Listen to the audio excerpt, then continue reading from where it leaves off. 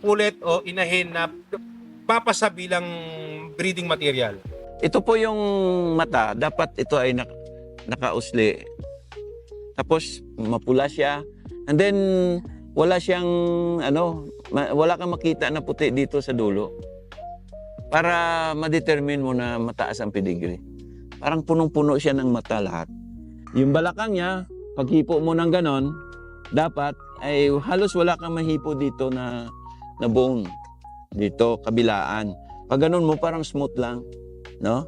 And then, ang paa, dapat naka-align yan. Ganyan, no? Naka-align. Yan. Naka-align. Kung gaano ka laki ang distance sa taas, yun din ang distance sa ilalim. Yun lang naman ang mga criteria natin sa pagpili ng inahin. No? Ang sipit-sipitan, hindi mo yan ma-determine because pagka maglilay egg na yung inahin, bumubuka na yan. So malayo na yan dito sa tinatawag na main bone dito sa may dulo, no? So hindi mo talaga ma-determine dito. Kasi yung iba kasi humihipo dito. Pwedeng hipuin yan kung hindi pa nangingitlog ang manok. Pero pag nangingitlog na, talagang bubuka yan. May mga bloodline na talagang matataas itong buntot. Ganyan ang buntot, no?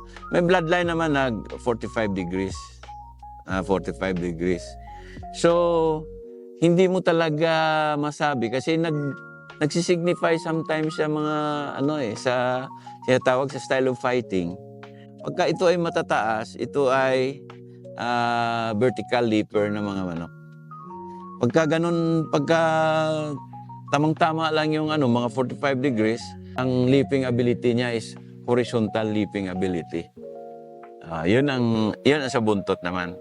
Well, may straight comb na game, may straight comb din na hindi game, no? Let's say pag sinabi mong claret, ang claret is most likely mga straight comb. But some clarets, pag tinamaan mo, iiwanan ka talaga.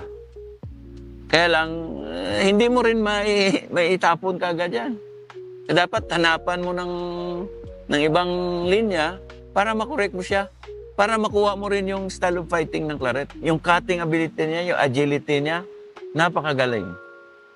So, kagaya niyan sa lemon. Anong make-up ng lemon? Ang lemon is a three-way process. Ilang percent ang claret out of sa lemon? No? It's a three-way cross